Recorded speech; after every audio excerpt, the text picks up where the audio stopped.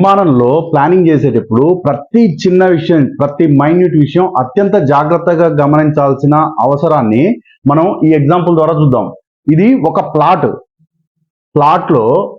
ఇది 60 ఫీట్ పొడవు 36 అడుగుల వెడల్పు ఉన్నటువంటి తూర్పు ఫేసింగ్ ఉన్నటువంటి ఒక ప్లాట్.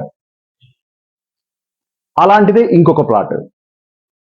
ఈ ప్లాట్ 0 డిగ్రీలు నార్త్ ఉండేట్టు, 90 డిగ్రీల దగ్గర తూర్పు ఉండేటట్టు పర్ఫెక్ట్ డైరెక్షన్ కు ఉన్నటువంటి 36 అడుగులు ఇంటూ 60 అడుగుల తూర్పు ఫేసింగ్ ప్లేస్. ఈ ప్లేస్ లో ఫర్ ఎగ్జాంపుల్ మనం బిల్డింగ్ ఇట్లా తీసుకున్నాం అనుకుందాం. సెప్టిక్ ట్యాంక్ ని బయట కట్టాలన్నప్పుడు ప్లేస్ కి మనం క్యాలిక్యులేషన్ చేసి సెప్టిక్ ట్యాంక్ ఎక్కడ ఉండాలో నిర్ధారించుకోవాలి. ఇది 0 డిగ్రీలు నార్త్ ఉంది, 90 డిగ్రీల దగ్గర ఈస్ట్ ఉంది, కరెక్ట్ గా 18వ అడుగు దగ్గర ఈస్ట్ పాయింట్ ఉంది 90 డిగ్రీలు ఉన్నప్పుడు ఇక్కడ నుండి ఇది తూర్పాగ్నేయం, ఇది ఆగ్నేయంగా వస్తుంది. 60 అడుగుల పొడవు 36 అడుగుల వెడల్పు ఉన్నటువంటి ప్లేస్ లో కరెక్ట్ 0 డిగ్రీలకు ఎగ్జాక్ట్ డైరెక్షన్ కు ఉన్నటువంటి ప్లాట్ లో ఇది తూర్పు పోర్షన్. ఇక్కడ నుండి ఈ ముక్క ఇది తూర్పు పోర్షన్. నెక్స్ట్ వచ్చేది తూర్పు ఆగ్నేయం, నెక్స్ట్ ఉన్నది ఆగ్నేయం. మన సెప్టిక్ ట్యాంక్ నిర్మించాలంటే లేదా ఒక బాత్రూమ్ తూర్పు భాగంలో నిర్మించాలంటే ఖచ్చితంగా తూర్పు ఆగ్నేయంలోనే నిర్మించాలి, తూర్పు ఆగ్నేయంలోనే ప్లాన్ చేయాలి. సో వెరీ గుడ్, తూర్పు ఆగ్నేయంలో సెప్టిక్ ట్యాంక్ ఉంది, చాలా బాగా జరిగింది. సేమ్ ఇవే కొలతలతో ఉన్నటువంటి ఇంకొక ప్లాట్ ని చూద్దాం. ఇప్పుడు ఇది సేమ్ 60 అడుగుల పొడవు 36 అడుగుల వెడల్పుతో ఉన్నటువంటి తూర్పు ఫేసింగ్ బిట్టే. ఇది కూడా ఈ ప్లేస్ ఏం జరిగిందంటే 0 డిగ్రీస్ దగ్గర నార్త్ లేకుండా 20 డిగ్రీలు టువర్డ్స్ వెస్ట్ టిల్ట్ అయ్యింది ఈ ప్లేస్. దీని ఓరియంటేషను 20 డిగ్రీలు పడమరకు టిల్ట్ అయ్యి ఉంది. ఇది తిరిగిందంటే దీని 90 డిగ్రీలు ఇక్కడ వచ్చింది. ఇది ఎగ్జాక్ట్ స్కేల్ కి పెట్టి గీసినటువంటి డయాగ్రామ్. ఈస్ట్ ఇక్కడ వచ్చింది అంటే ఇప్పుడు ఈ ముక్క అంటే 20 డిగ్రీలు తిరిగినటువంటి 60 × 36 పొడవులు ఉన్నటువంటి కొలతలు ఉన్నటువంటి ఈ బిట్టులో 20 డిగ్రీలు పడమరకు తిరిగి ఉంటే ప్లేసు తూర్పు, ఇది ఆ తర్వాత వచ్చేది తూర్పు ఆగ్నేయం, ఆ తర్వాత వచ్చేది ఆగ్నేయం. సేమ్ ప్లేస్ లో ఇక్కడ ఎక్కడ వేసిరో ఈ కార్నర్ నుంచి ఒక 4 ఫీట్లు 3 ఫీట్లు తీసుకొని సెంటర్ లో ఇక్కడ సెప్టిక్ ట్యాంక్ వేశారు. ఇప్పుడు ఏమైపోయింది ఈ సెప్టిక్ ట్యాంకు? తూర్పు ఆగ్నేయంలో ఉండాల్సినటువంటి సెప్టిక్ ట్యాంక్ కాస్త ఆగ్నేయంలోకి మారిపోయింది. సెప్టిక్ ట్యాంక్ ఎప్పుడైనా కూడా తూర్పు ఆగ్నేయంలో ఉండాలి, ఆగ్నేయంలోకి రాకూడదు. ఆగ్నేయంలోకి వస్తే ఆగ్నేయంలో సెప్టిక్ ట్యాంకు, బాత్రూమ్స్, టాయిలెట్స్ నిర్మిస్తే అత్యంత ప్రమాదకరం. సెప్టిక్ ట్యాంకులు ఆగ్నేయంలో చాలా భయంకరమైన రిజల్ట్స్ ఇచ్చే అవకాశం ఉంది. ఎట్లా? వాస్తుశాస్త్రంలో ఆగ్నేయం గురించినటువంటి వివరణ చాలా స్పష్టంగా చెప్పారు. ఆగ్నేయం, అగ్ని అంటే ఎరుపు రంగుని చెప్పడం జరిగింది. దానికి శుక్రుడు అధిపతిగా చెప్పడం జరిగింది. ఈ ప్రాంతానికి ఆగ్నేయ దిశకు అధిపతి శుక్ర భగవానుడు. శుక్ర భగవానుడు అంటే ఏంటి? భౌతిక సుఖాలను ఇచ్చేటువంటి వాడు.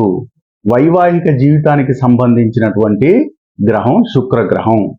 శుక్రగ్రహమే సంతానాన్ని అందిస్తుంది. ఆర్థిక వృద్ధిని అందించేది కూడా శుక్రగ్రహమే. ధనాన్ని, సంపదను అందించేది శుక్రగ్రహం. అంటే ఆగ్నేయ దిశ మనకు ఇవన్నిటినీ, ఆర్థిక సంబంధమైన వ్యవహారాలను, భౌతిక సుఖాలను, కుటుంబ సంబంధ వ్యవహారాలను నిర్ణయించేది ఆగ్నేయ దిశ. ఆగ్నేయ దిశ గురించి విష్ణు ధర్మోత్తర పురాణంలో చాలా వివరంగా చెప్పడం జరిగింది. అగ్నిదేవుడికి భార్య స్వాహ, అగ్నిదేవుడి యొక్క భార్య పేరు స్వాహ. ఈమె చేతిలో రత్న కలశం ఉంటుంది. ఈమె చేతిలో రత్న కలశం ఉంటుంది. అగ్నిదేవుడి యొక్క భార్య ఎవరు? స్వాహ. భార్య స్వాహ. ఈమె చేతిలో రత్నపాత్ర ఉంటుంది. రత్నపాత్ర అంటే ఏంటి? ఇదే సంపదకు, లక్ష్మికి, ధనానికి మూలం. ఏంటి? ఆగ్నేయం. ఆగ్నేయం ధనానికి, సంపదకు, లక్ష్మికి మూలం అయినప్పుడు అక్కడ మనం ఒక టాయిలెట్ పెడితే ఎలాంటి రిజల్ట్స్ వస్తాయి? ఎక్కడ జరిగింది పొరపాటు? నువ్వు ప్లేస్ని అర్థం చేసుకోవడంలోనే పొరపాటు జరిగిపోయింది. 20 డిగ్రీలు టిల్ట్ అయిన విషయాన్ని పరిగణలోనికి తీసుకోకపోవడం, దాన్ని జాగ్రత్తగా విభజించుకోలేకపోవడం వల్ల పొరపాటు జరిగి ఆగ్నేయంలో టాయిలెట్కి వచ్చింది. ఇంకా ఆగ్నేయం గురించి ఏం చెప్పారంటే, ఆయన సారథి, అగ్నిదేవుడి యొక్క సారథి వాయువు. అగ్నిదేవుడికి కుడి చేతిలో అగ్ని ఉంటుంది. ఇది ఏ అగ్ని? ఏ అగ్ని అంటే క్రియాశక్తి, వైటల్ ఎనర్జీ, బుద్ధి శక్తి, శారీరక శక్తి. అగ్నిదేవుడి చేతిలో, కుడి చేతిలో అగ్ని ఉంటుంది. ఆ అగ్ని ఎలాంటి శక్తి? క్రియాశక్తి, వైటల్ ఎనర్జీ, వైటల్ ఫోర్స్, శారీరక శక్తి, బుద్ధి శక్తి. ఇన్ని విషయాలను డిపెండ్ చేసేది ఆగ్నేయ ప్రాంతం అని మనకు వాస్తుశాస్త్ర గ్రంథాలు చెప్తున్నాయి. ఇంకా భౌతిక సుఖాలు, సాంసారిక జీవితం, సంతానం, అగ్ని. అగ్ని అంటేనే శుద్ధి, నెక్స్ట్ పవిత్రత. అగ్ని అంటే మీనింగే శుద్ధి, పవిత్రత. మన శుద్ధి, పవిత్రత అని ఇంత క్లియర్గా ఉన్న చోట తీసుకొచ్చి ఒక సెప్టిక్ ట్యాంక్ పెడితే ఎట్టి పరిస్థితుల్లో ఆ ఇల్లు పురోగమించేటువంటి అవకాశం ఉండదు. నెక్స్ట్ ఏం జరుగుతుంది? ఆగ్నేయ ప్రాంతంలో ఒక సెప్టిక్ ట్యాంక్ వేస్తే ఏం జరుగుతుంది అంటే 4 రకాల దండనల గురించినటువంటి వివరణ చెప్పింది. ఏమేం దండనలంట? వాగ్దండన అంటే నువ్వు మాట్లాడే మాటల వల్ల ఇబ్బంది పడవచ్చు, అంటే నువ్వు మాట్లాడే మాటలే నిన్ను ఇబ్బందులకు లోను చేయొచ్చు, లేదా నిన్ను ఎవరైనా మాటలు అనొచ్చు. ఇది మానసిక ప్రశాంతతను దెబ్బతీస్తుంది. నెక్స్ట్ ధిక్కరణ దండన అంటే ఒకళ్ళు చెప్పింది నువ్వు వినకపోవచ్చు, నువ్వు చెప్పేది వేరే వాళ్ళు వినకపోవచ్చు. ధిక్కరణ, వినాల్సిన చోట నువ్వైనా వినకుండా ఉండొచ్చు, నువ్వు చెప్పింది ఎదుటి వ్యక్తులైనా వినకపోవచ్చు. ధనదండన, ధన నష్టం జరుగుతుంది, ఆస్తి నష్టం జరుగుతుంది, డబ్బు పరంగా నష్టపోతాం. నెక్స్ట్ ఫైనల్గా మృత్యువు. ఆగ్నేయ భాగంలో దోషం ఉంటే 4 రకాల దండనల గురించినటువంటి వివరణ వాస్తుశాస్త్రం చెప్తుంది. ఏమేం దండనలు? వాగ్దండన, దిగ్దండన, ధనదండన, మృత్యువు. వాగ్దండన అంటే చెప్పా, వాగ్దండన అంటే నీ మాట వేరే వాడు వినకపోవచ్చు, వేరే వాడి మాట నువ్వు వినకపోవచ్చు. అంటే మీ ఆఫీసర్ ఎవడో ఉంటాడు, వాడి మాట నువ్వు వినకపోవచ్చు, నువ్వు చెప్పేది నీ కింద వాడు వినకపోవచ్చు, లేదా నీ ఫ్రెండ్ వినాల్సిన సమయంలో వినకపోవచ్చు. దిగ్దండన, ధిక్కరణ అంటే ధిక్కరణ స్వరం, నువ్వు చెప్పేది ఎదుటి వ్యక్తులు అమలులోకి తీసుకురాకపోవచ్చు. మూడవది ధనదండన, ఫైనాన్షియల్ గా లాస్ అవుతావు. అల్టిమేట్ గా మృత్యుదండన, మరణం సంభవిస్తుంది అని చెప్తున్నాడు. నెక్స్ట్ మరి ఆగ్నేయ కోణాన్ని ఎందుకు వాడుకోవాలని చెప్పారు? ఒక ఇంట్లో ఆగ్నేయ స్థలాన్ని కిచెన్ కు వాడుకోమని చెప్పారు. ఒక హాస్పిటల్ కడుతున్నాం, హాస్పిటల్లో ఇన్వెస్టిగేషన్స్ అంటే ఒక ల్యాబ్ నిర్మించమని చెప్తున్నారు.